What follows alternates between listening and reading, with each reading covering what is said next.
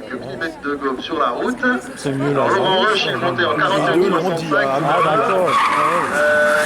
de son côté, il est monté cette fois-ci en 39,96. Donc c'est le temps de 39,45 de tout à l'heure qui sera retenu.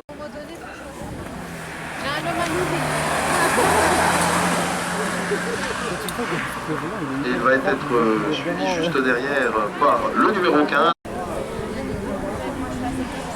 Olivier Pouille de son côté s'apprête à franchir la ligne d'arrivée d'ici une poignée de secondes. Le voici presque à l'arrivée en 45,00. Une seconde et 2 dixièmes d'amélioration. Mystère total, c'est le pilote mystère du jour, numéro 34. Dans la liste papier et sur l'écran, je n'ai ni la marque de voiture, mais ça vous l'aurez certainement reconnu, ni 47,61, le chrono réalisé dans la manche 1. Il y a moyen d'aller améliorer ça de manière assez marquée.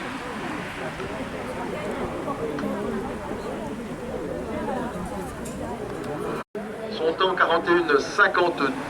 Là aussi, il y a peut-être moyen d'aller grimper. Sur cette deuxième montée. De son côté, Caroline Erisman, 47,61 son temps de référence. On course maintenant avec cette Toyota GR, Yaris GR plus précisément. Lui descend en dessous des 40 secondes, 39,59. Il va aller flirter avec les 38, ce sera l'occasion de voir. Aldo Surdez de son côté reste dans son meilleur temps de la 42,10. On va jeter un œil sur les chronos de Piston Poulain. C'est en dessous, hein, les 40 secondes, 39,59. On va voir s'il est capable. Ben oui, mais oui, 38,81. Il suffisait de le dire pour qu'il le fasse. Le voici donc. Temps blanc. Le temps de référence 45,90. Voilà, évidemment, le challenge, c'est d'essayer de descendre sur le chrono, bien sûr, mais de passer la barre des 45 secondes. C'est ce qu'il souhaite. On va se concentrer sur le chrono de Lohan. Michel Etienne sur sa Ford Focus RS de la Scuderia Taifin, son meilleur temps 44,83. Ça, c'est pas forcément son meilleur temps parce que je crois qu'il monte un tout petit peu plus vite lors des manches d'essai. En tout cas, c'est son temps retenu pour la manche 1. Anastasie Visident sur la Hyundai s'élance à l'instant. Lui est légèrement au-dessus des 40 secondes, 40,58. Il peut y arriver. Moi, je dis qu'il peut passer en dessous des 40 secondes. On va voir si c'est possible. Michel Etienne de son mélange. Je l'invitais à passer les 40 secondes, ben c'est juste pas fait. 40 secondes et 5 centièmes, 5 malheureux petits centièmes, ça ne le fait pas rejoindre le club des 39. On a baptisé ainsi parce qu'ils sont quand même nombreux, à plus de 20 pilotes. Derrière lui s'élance Eric Roulet sur le Subaru Forester. Alors 45,87 pour la Toyota Auris, c'est 50. On va voir si ces chronos s'arrêtent. D'abord celui de Jonathan Matteo sur la Toyota Auris. On s'approche de la puisqu'on est à 47 secondes 32. Donc on reste au temps de la première manche. Yannick Lopter vient de passer la première chicane. Le voici dans la montée en direction du collège sur sa BMW M2. Lui est en dessous des 40 secondes. Il fait partie de ce arrivé pour Eric Roulet en 41,88 et départ pour Lucas Sanchi sur la Peugeot 106. Son meilleur temps tout à l'heure 47,39 dans la manche. Son temps retenu. Je crois qu'il a été plus rapide dans les manches d'essai. Alors 38,65 pour Yannick Lampert. Alors il quitte le que Jonathan Drault peut faire maintenant sur sa Renault Twingo RS. Son temps 43,53 qui a été retenu pour la manche 1. On va essayer de descendre ce chrono également. De son côté, Lucas Sanchi doit battre un 47,30. Pour lui, c'est quasiment plus d'une seconde, c'est plus d'une seconde.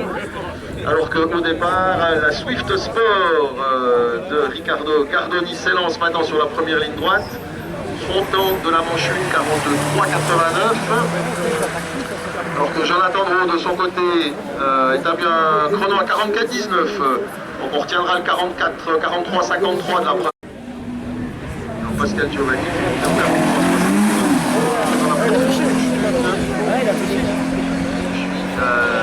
Ricardo Gardoni sur la Swift Sport qui en est maintenant. Et puis là c'est le départ pour David Tornard, deuxième manche pour lui sur cette BMW. Son meilleur temps, son temps retenu, il va arrêter d'un fait meilleur temps parce qu'il a peut-être fait un temps meilleur. Son temps retenu en première manche de course, 46,29, c'est son temps de référence. Du côté de la ligne d'arrivée, c'est Pascal Giovanni qui l'a franchi en 43,22 et 86. temps de référence pour lui, 42-32. Il y a peut-être moyen de gratter quelque chose à l'effort avec les 41 secondes. Hein. C'est possible. David Tornard de son côté, belle amélioration aussi pour lui par rapport au 46-29. Et départ pour Paul Neuhaus. Le voici de la première chicane avec sa 5 GTI sur le 39, son temps 42-06. Alors là, on a deux concurrents qui sont à rallye 42 secondes. Paul Neuhaus et Florent Cua. Merci.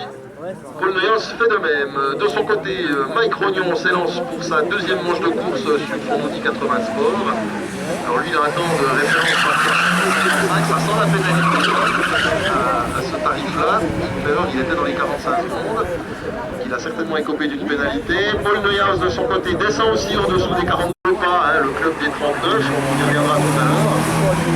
Et ce sont quand même des améliorations notables pour ces différents pilotes. Mike Rognon s'approche de la ligne d'arrivée, il devait être dans les 45 secondes hein, à peu près, mais là, le temps retenu est de 55 puisqu'il y a pénalité. Pour lui, s'il n'y a pas de pénalité dans la deuxième manche, et puis là, c'est tombé en route, celle de Nicolas Chariat, avec un temps de 41,65 tout à l'heure dans la manche 1.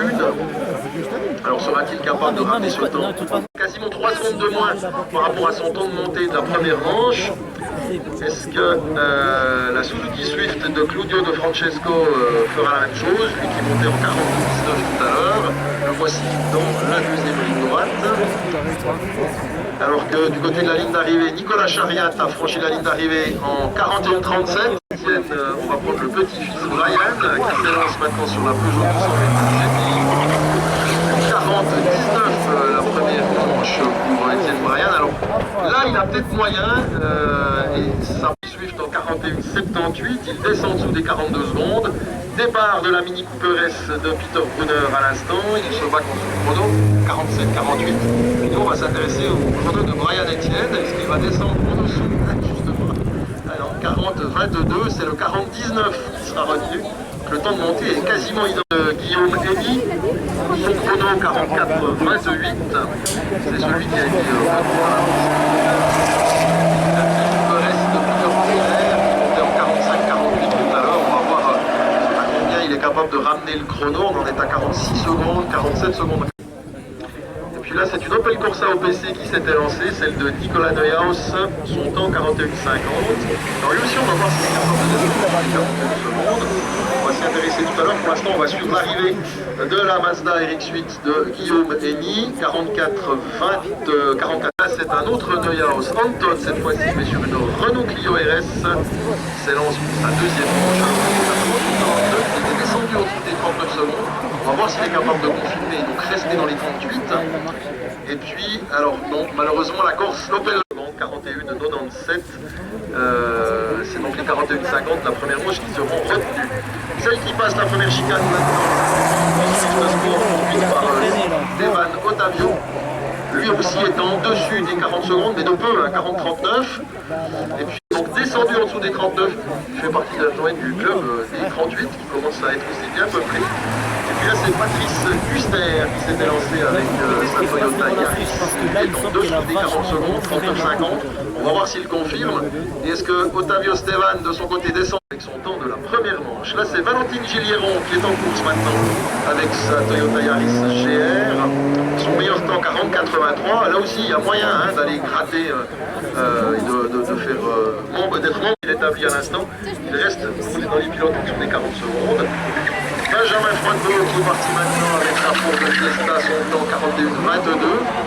Alors là, c'est deux chronos qu'on aimerait bien voir descendre en dessous des 40 secondes. Est-ce que pour Valentin, 21 centièmes, alors que là, la Mitsubishi Colt de Danny Schneider s'élance pour la deuxième manche, donc en référence 42-44. Alors lui, il peut espérer éventuellement descendre en dessous des 42. On va quand même suivre le chrono de Benjamin Froidbeau, voir s'il est capable de descendre en dessous des 41 secondes. C'est fait, malheureusement pas le cas. Et puis s'élance à l'instant Lucas Marchi sur cette Peugeot 106, son temps de référence 48-81. Alors il se met qu'il n'est pas dans les plus rapides, mais il y a moyen de faire quelque chose. On peut essayer de ramener le chrono à 47-48 secondes, ça paraît probable. Danny Schneider de son côté franchit la ligne d'arrivée en 41-57. Et puis là, depuis 8 secondes maintenant en course, c'est Steve Perrin sur la Honda Civic. battre 41,97. Et puis on va regarder ce que là-haut Marchi Lucas fait. 82. Et puis juste derrière, eh bien, c'est élancé de Saïs de Camp. Il est déjà en dessous des 40 secondes. Donc pour lui, il a tout intérêt à aller plus rapide aujourd'hui. Franchissement de la ligne d'arrivée pour Steve Perrin en 40,85. Bonne amélioration, une bonne seconde de moins pour Steve Perrin sur la deuxième montée. De Saïs de Cambronne de son côté.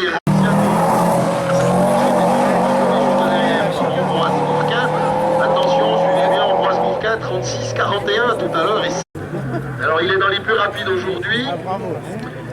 Luciano Ricci franchit la ligne d'arrivée en 43,39. Derrière lui s'est élancé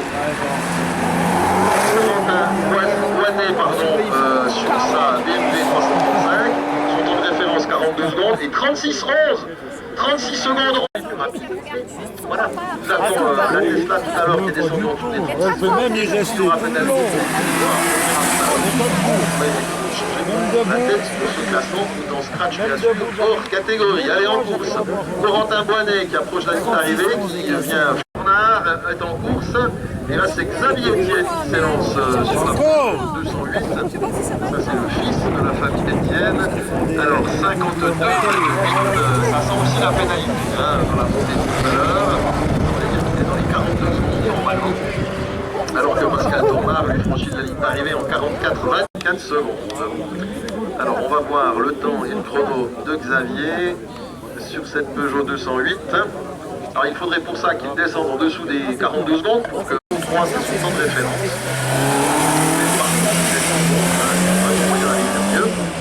On compte sur lui.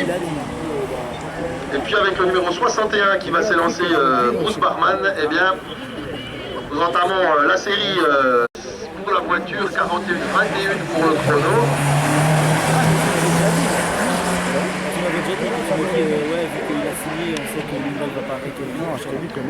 Alors on va suivre l'arrivée de Patrice Brunner. 3 s'est élancé juste derrière lui.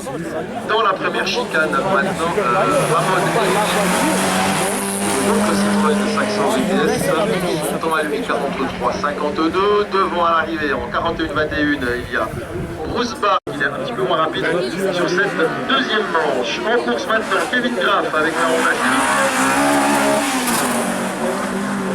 La Honda Civic qui montait tout à l'heure, et avec Kevin Graff, c'est mieux que la voiture et le pilote arrivent en même temps en 41. Et puis là en course, c'est l'Alpine de notre ami Muller, Yann précisément sur cette Alpine A110 historique. Son meilleur temps, à son temps de la manche 1 précisément qui a été revenu 46,08, alors que Kevin Graff 4, ça le fait remonter dans le classement. Christophe Ornung de son côté avec sa Honda Integrative tout à l'heure 44,75. On va essayer de tenter de rappeler ce chrono, au moins aller à 44 secondes si ce n'est en dessous. Et puis pour Yann Muller, il s'agirait d'aller flirter avec les 57. Il est un tout petit peu moins bon sur la première montée. La France au 46,08. Là, la voiture qui est en montée, c'est des voitures nouvelles présentes aujourd'hui, c'est une Caterham Super 7. Vous avez déjà vu passer, elle est pilotée par Cléo Jacquet. Montée tout à l'heure en 40. Christophe Ornung en 44,21 et départ pour Stéphane Glanzmann sur cette Toyota GT86 qui flotte avec 48,03. Pour lui, l'objectif, c'est descendre le chrono à 40. Rejoindre les clubs de 39, ça sera peut-être un peu difficile. 1,28. Elle est descendue en dessous des 42 secondes à Cléo Jacquet avec sa Caterham, alors qu'elle était au-dessus de cette barre tout à l'heure dans la première manche. Julie Stabler avec sa BMW 318 qui prend son départ maintenant. Son temps 45 secondes à battre, alors que de son côté, là, tout à l'heure. En course maintenant également, Brian Trésar sur cette Honda Integrative 42,64, a priori sans pénalité. Et puis on va suivre l'arrivée de Julie Stabler. 5 centièmes d'amélioration, 5 dixièmes, pardon, 5 dixièmes d'amélioration pour elle, c'est quand même remarquable. Et puis là c'est Opel Astra FG6 qui s'élance, c'est celle de Thomas Fuchsburger dans la ligne droite avant le collège, avec un chrono à battre de 45,97. Alors que Brian en 40-92. Alors que sur cette VV Polo G40, Julien Kebat s'élance maintenant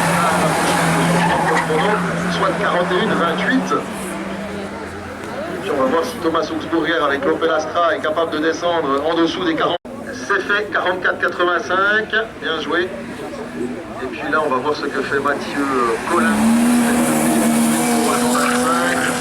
Reconnaissable avec ses couleurs blanches et ses 3 lignes de couleurs au-deçà de la porte arrière. 41. Franchissement de la ligne d'arrivée pour Julien Kebat en 41-28. Et là, c'est Vincent Truffat qui s'élance avec une autre BMW 125.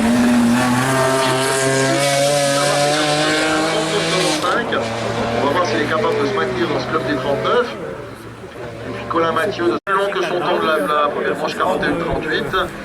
Puis là, c'est la Honda Civic de Raphaël Barfous qui a pris son départ. Le temps à passer. Et bien, le chrono nous le dira dans quelques instants. En tout cas, Vincent de son côté. Alors Fabien Neuillos, il faut le suivre parce qu'il montait en 38-26 tout à l'heure. Il avait 38-26. Il y a peut-être moyen de descendre en dessous des 38 secondes pour lui. Pas de pénalité écopée. Le des 39, c'est Raphaël Barfous. Et puis là, c'est Thomas Hoffmener. Alors attention, suivez-le bien, parce que lui est en 36-50. On va voir si la Porsche Cayman thermique est capable d'aller flirter avec ce départ. Patrick Spark sur une autre Alpine à 110. Lui va tenter, ça serait cool, qu'il descende en dessous des 40 secondes, parce qu'en fait, ce club des 39, il est à 40-45 dans la manche 1. Attention, arrivée de Thomas Hoffmener, maintenant 36-04. Et ben, donc, on est quand même dans le deuxième temps le plus rapide de montée cet après-midi, ce 36-04 de Thomas Hoffmener. Patrick Spark de son côté va franchir la ligne d'arrivée alors que Nathan Grard sur sa Polo Cup s'était lancé. Il atteint le virage du collège, son chrono a battu.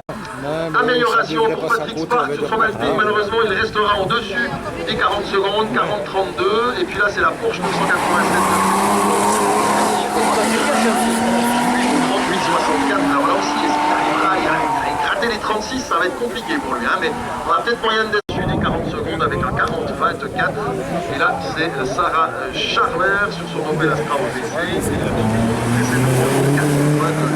alors là, il n'y a pas tellement d'espoir d'ailleurs pour les 40 secondes. Enfin, il y a moyen d'améliorer. On va se concentrer sur le chrono de Federico Bernasconi.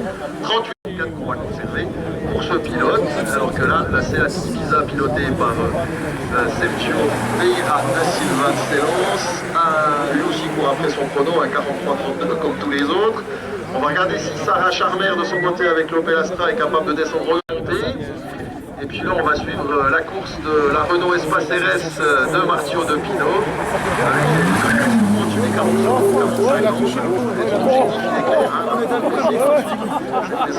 45 secondes. On va jeter un chrono, on va jeter un autre chrono à suivre avant la suite. C'est celui de Martio de Pino. C'est malheureusement pas affiché, je vous le donnerai tout à l'heure. Oui, c'est ce que j'ai dit avant. Le fait est, c'est que 30 secondes et en 41-46 pour le Renault Espace, donc on va garder les 40 secondes 50 de la première manche. Et le voici, ce double départ de la catégorie locale 4 sur cette Polo, ça veut dire ça s'arrange. Vraiment ça s'arrange, cette VV Polo G40, pilotée par Benjamin Ombarek, 41-04 son meilleur chrono. Alors on va y tenir les pouces pour qu'il descende en dessous des 41. À 400, c'est Yvan Kilschonman avec sa Ford Fiesta. Son meilleur temps 41-65. Alors lui, pour après son propre chrono, ça va être difficile pour lui d'aller rejoindre le club des 39. C'est pas impossible, mais ça va être compliqué. Alors que Sylvain Charles 5, Oski Kuhn qui prend son départ maintenant. Alors lui, il avait fait une montée, je pense, à rallye 40 secondes tout à l'heure, 40 secondes 06, mais il a écopé d'une pénalité dans cette montée, ce qui lui donne pour l'instant un chrono retenu de 50 secondes. Il faudra pour lui éviter les cônes.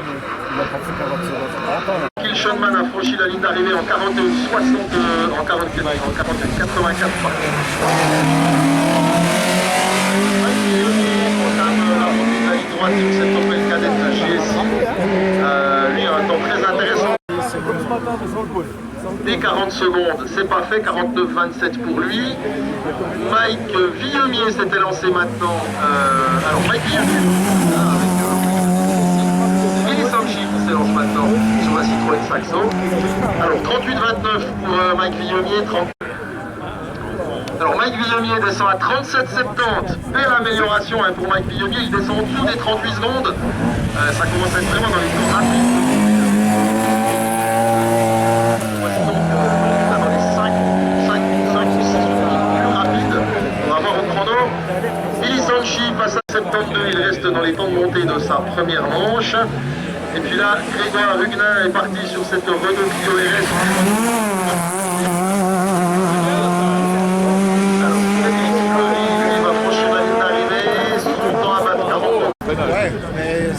Et là, c'est la Renault 5 Turbo 2 de Daniel Venayet qui montait dans la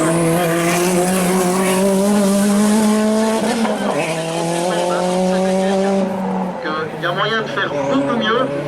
Grégoire Huguenin. Il voulait lui 38, c'est bien. Antoine Broquet en course maintenant avec sa BMW 36, son meilleur temps 39,40.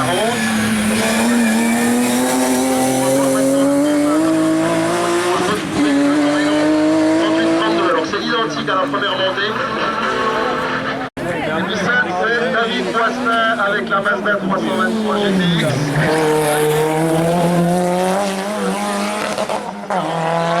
Et dans les points rapides, 36,43, est-ce qu'il va réussir à faire descendre ce temps? Et puis là, on va se concentrer sur le chrono de David Poisson. Départ pour Emilio Farinoli sur la Lancia Delta Integra, 37,61 pour David. Attention,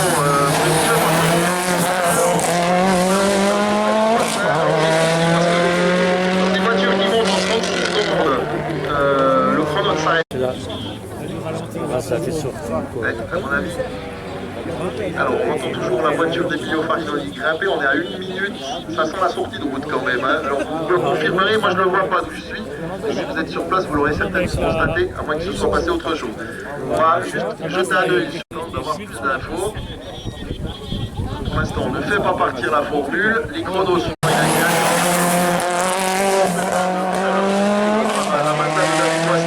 Emilio Farinoli qui va essayer d'améliorer son chrono de 37,60 de la Tesla de tout à l'heure et de la formule de Guillaume Schaffner. Ça va être un peu plus compliqué, mais on va lui laisser le bénéfice du doute. La voici partie, cette formule de Guillaume Schaffner, 36,12.